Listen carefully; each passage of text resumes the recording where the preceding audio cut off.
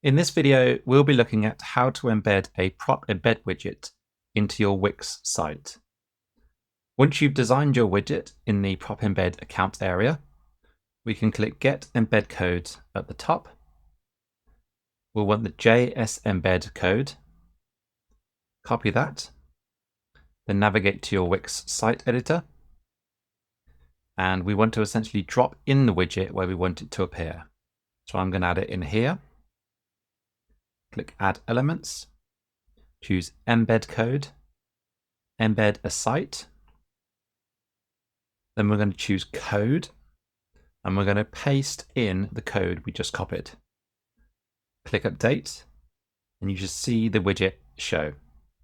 From there, it's just a case of styling it to show how you want. So we can make it full width.